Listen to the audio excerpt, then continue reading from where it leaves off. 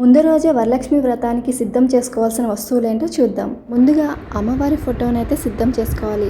అది కూడా 2 వైపులా 2 ఏనుగులు ఉండేలా చూసుకుంటే మంచిది.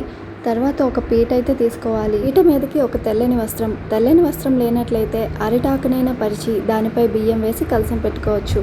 ఇక 2 కొబ్బరికాయలు, ఒకటి కలశంలోకి, ఒకటి అమ్మవారి ముందు ప్రసాదంగా కొట్టుకోవడానికి, కొన్ని విడిపూలు, అలాగే 2 పూలమాలలు, ఒకటి అమ్మవారి పటానికి, ఒకటి కలశానికి, మామిడాకులు గుమ్మానికి కట్టడానికి కలశంలోకి, అలాగే అరిటాకులు ప్రసాదం వడ్డించుకోవడానికి, పంచామృతం కోసం పాలు, పెరుగు, నెయ్యి, తేనె, చక్కెర, బియ్యం పిండి చలివిడి చేసుకోవడానికి, అలాగే పీఠం పైన ముగ్గులు, బొట్లు పెట్టుకోవడానికి, కలశం పెట్టుకోవడానికి రాగి, ఇత్తడి, వెండి ఏదైనా చెంబు తీసుకోవాలి. జాకెట్ పీసులు, ఒకటి అమ్మవారి కలశానికి, ఇంకొకటి అమ్మవారి తాంబూలానికి, దాంతోపాటు ముత్తైదువులకు కూడా జాకెట్ పీసులు, తమలపాకులు అమ్మవారి దగ్గర తాంబూలం పెట్టడానికి, అలాగే ముత్తైదువులకు తాంబూలం ఇవ్వడానికి, అలాగే పసుపు గణపతిని పెట్టుకోవడానికి తీసుకోవాలి.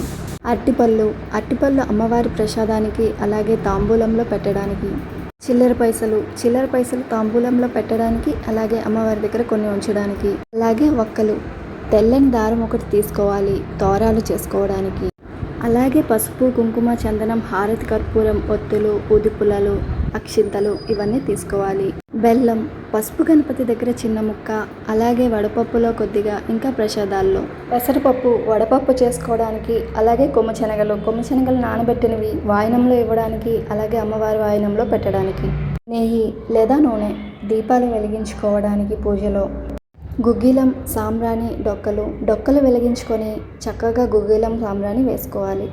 గాజులు కలశంపై పెట్టడానికి, అలాగే తాంబూలంలో ఇవ్వడానికి, దాంతోపాటు ఒక చిన్న కాటుక, చిన్న సెంట్ బాటిల్ అమ్మవారి తాంబూలంలో పెట్టడానికి. వీడియో నచ్చినట్లయితే ఒక లైక్ ఇచ్చి ఛానల్ని సబ్స్క్రైబ్ చేసుకోండి.